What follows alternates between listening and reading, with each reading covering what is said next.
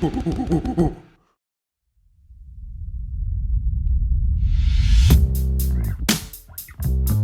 up, guys? I'm Alex. I'm Jason. We're the Table Monkeys, and this is Table Talks, episode number 50. Yeah, we made it all the way to 50. All the way to 50. This has become like something we kind of like we do now. Yeah. It's not just a hobby anymore. Yeah, you'd think we'd make something special about episode 50 and hitting 4,000 subs, but they just kind of they caught up with us. Like they ran up on us. We didn't even see it coming, and all of a sudden it was like, holy shit, look what's going on. But holy shit, 4,000 subs. Yeah, 4,000 subs. Thank you guys so much for that. I think we're at 4,100 and change now already. So that's just crazy. We're loving it. We're gonna continue to try to keep taking it serious and more serious. We got a bunch of ideas for things in the future, and just thanks so much. Yeah, we definitely want to continue those triad videos because they did really well, and we love filming them. Yeah, and also huge shout out to Devin for helping get those views up. Yeah, that's obviously was a big boost. But I mean, he's obviously starting his climb now. I don't know if anybody saw his. Was on Bad Company. He joined us for a second, and he said he has officially started his rebuild, which if anybody knows what that means, it means pancakes are back on the diet. Yeah. So he's climbing a base camp, getting ready to get his ice pick and go climbing. Yeah, but the point of me mentioning that is that he was really impressed pulling with us, just acknowledging how strong the team is getting, and the value with having a bunch of different teams is everybody feels a little different. He really likes the way that we blow his hand up and make him feel in the practice, so he just said he's going to come back as much as he can. So hopefully we're able to get quite a few more videos like more that. With Devin. Yeah, for sure. But yeah, I wanted to let's talk about the arm wrestling community for a second. We had just had a very big match. Yeah, huge thing. Blew up the arm wrestling community. Yep. Mr. Derek Smith, the Giant, versus Tim Bresnan. Congratulations. I just want to start with that. I was, I've been impressed with what Derek's been doing recently with Tom and everything, and just his training. He's getting bigger and all that. But it was just a great display. Yeah. Really, really good match. Just completely owned him up top. Yep. Left him with no options. Yep. When he did try to go on a hook, it was harder for sure because Tim didn't want a hook. Mm-hmm. But he had the strength there as well. For sure. And it was also like he beat him in a way that people don't normally beat Tim. Right. Didn't Devin say don't top roll? Yeah, Devin was like, I don't know, it feels like you're supposed to top roll him, but you just don't do it. It just doesn't work. And Derek made it work, and so convincingly. Yeah. Like he just said, I think he said in his live thing later that he told Tim, let's go into a hook. So he was kind of just feeling him out. It was more like practice than it was like struggling, I think. But the point is that Derek's on another level, and then so congratulations to him. But obviously, as soon as he gets his win and starts to ride this wave, it's not before he's on it for more than a couple seconds that a few people come and try to knock him off. Yeah, quick. Exactly.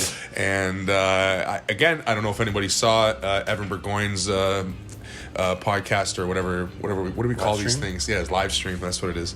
From a couple nights ago. But I made a point on there that I don't think Corey really is much of a match for Derek. I see Derek pretty much running through Corey, so I don't see where the beef is.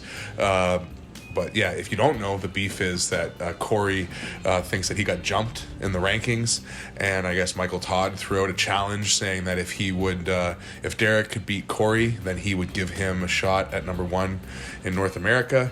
America, the state, United States. Sorry, in America, not in North America. That's right, in the U.S. So that was the drama that started, and it was kind of the way they did it was definitely a bursting Derek's bubble, so to speak, right? So, it's definitely a good offer. Beat Corey West, and if he truly believes, and you truly believe that he's not a match, then an easy match, and then a one-way ticket to Michael Todd to see if you're the best in the entire country. Yeah. I don't think he wants that match, though. I feel like he wants that Dave Chafee match. Yeah, I think he's thinking Todd Hutchins or Dave Chafee. That would be the next reasonable thing. Or an international match. Somebody was saying, one of the guys we're going to talk about today, Morzov, somebody was mentioning that. I think he might outrank him in the world rankings or something like that, by one spot or something. So I think Gennady is one spot behind him now or something like that. And he's one of his heroes. So he's if I was going to pull back back a match, maybe that would be the match I'd pull back because I don't really think that I'm ahead of him. Yeah. You know, so like... you don't see Gennady complaining on Facebook forums. Yeah. Maybe he did bitch about it, but we didn't see it. It wasn't like Levon made an offer and said, hey, guess what? You beat Gennady and then you can pull me. That would have been pretty much the equivalent.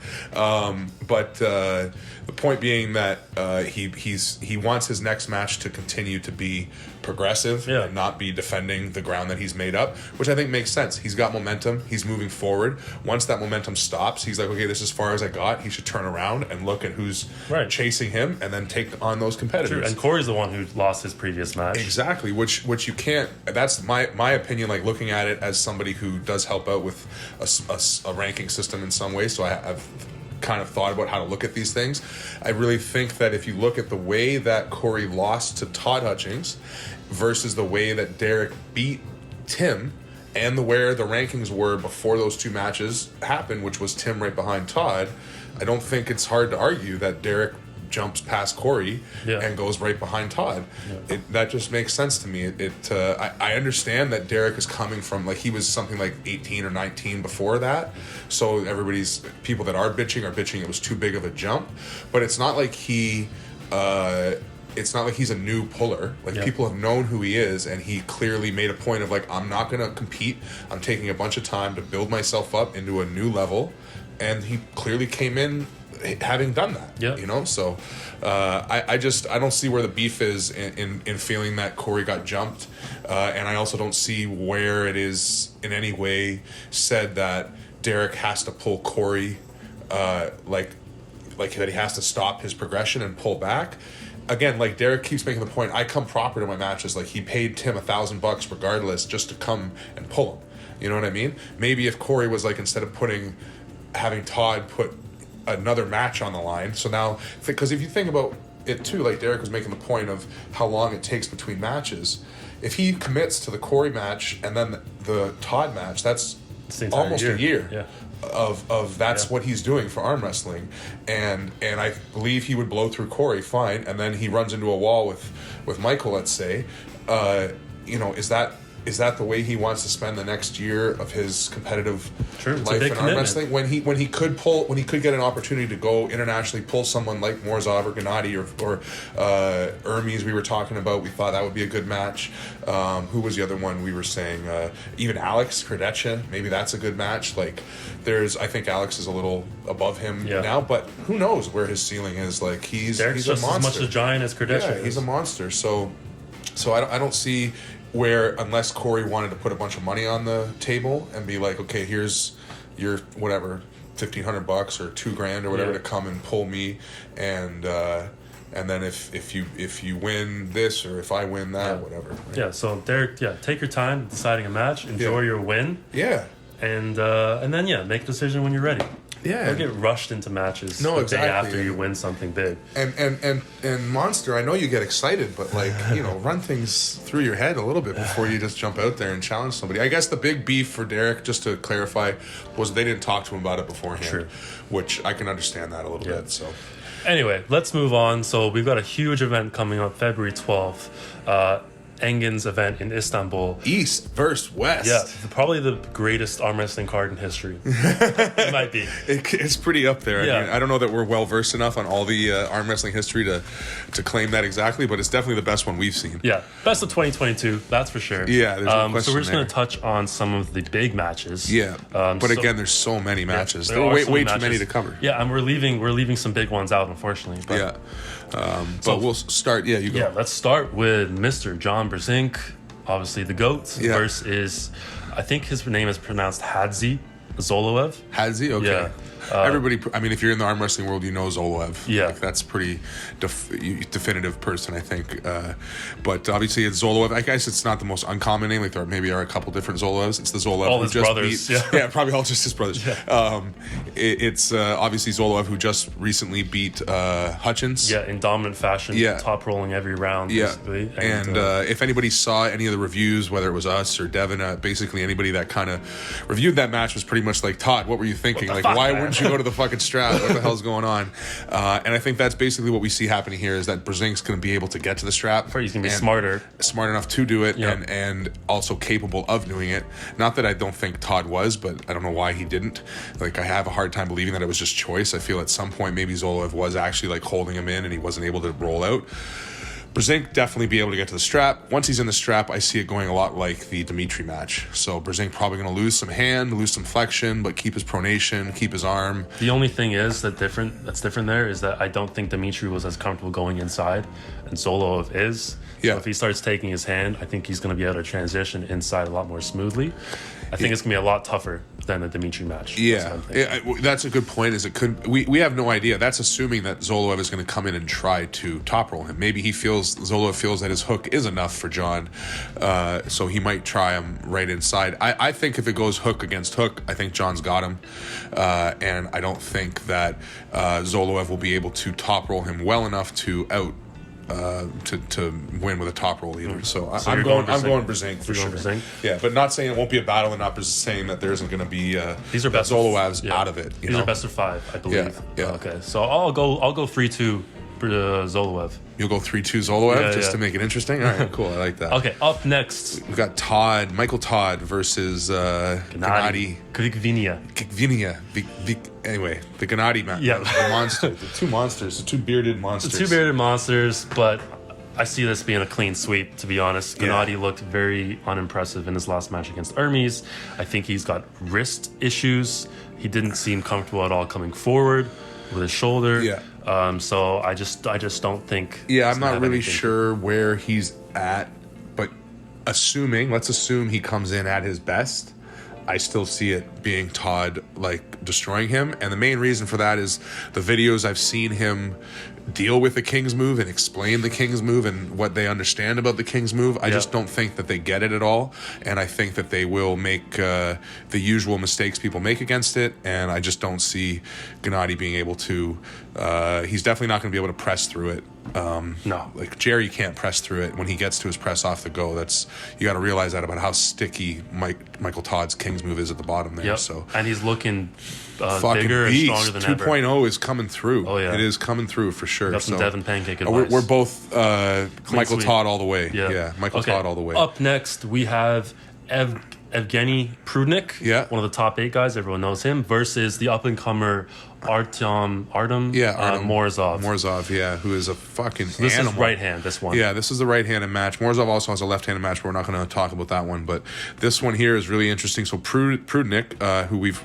currently just nicknamed Prudy, he's subbing in for Marcio, right? That was supposed to be a Barboza match. So it's got to go Prudnik. He's versatile, too strong everywhere. That's exactly too what much experience. Morozov looks like a freak of nature. Yeah. Hopefully this is a really good learning experience for Morozov, and he actually learns where some of his gaps are, because I think he's just so strong that he hasn't been able to feel where any of them are. Not that maybe he doesn't have any. Maybe he comes and destroys them, and he is as dominant as he's looking. But I agree. I have to go with Prudnik. I'll go 3-2 Prudnik. I think Morozov's going to find maybe because what you just said. I think it will come down to versatility, where Prudnik has to make some adjustments. You know, he finds some lanes that are like, oh shit, yeah, I definitely can't go there again, and then has to adjust. Yeah. So. Okay. And then should we do Bad Company last, and we'll do this first? Sure. Okay. Yeah. So the next one we'll talk about is going to be Todd Hutchings versus what's his name? Jordan Sonev, either the 100 kilo or 105 kilo Zloty champ. Yep. So he's obviously very good. And a hook puller, right? Yeah. So that's the thing. I didn't know this guy very much. We just watched some videos of it, and it's all hook, all inside. I just don't. I go Todd all the way. I don't see it happening for him, and I don't think Todd's going to make the same mistake. If this guy has been working on his top roll and he comes out and tries to top roll him, I'm pretty confident that Todd doesn't want to have the same thing happen twice, and he'll be able to slip and get to a strap. The way he shut down Laughlin's top roll was very impressive as well. Good point. Yeah. I think he's leveled up since his Soloev match. Yeah, I agree. Okay, so I'm going clean sweep for that as well. I got Todd Hutchings. Yeah, I got Hutchings clean sweep there. Yeah, for sure. And then last match is our boy Bad Company going against the world's boy, Schoolboy, because everybody in the world seems to know Schoolboy. But obviously we love Evan. Yeah, right? we do love Evan. Yeah. Honestly, I'm feeling a lot more confident for him. I've been talking to him. I know how good his training's been going, and he has changed things about his training. If his hand is feeling as good as he's saying it's feeling, I think it could be a bad day for Schoolboy. To be honest, yeah.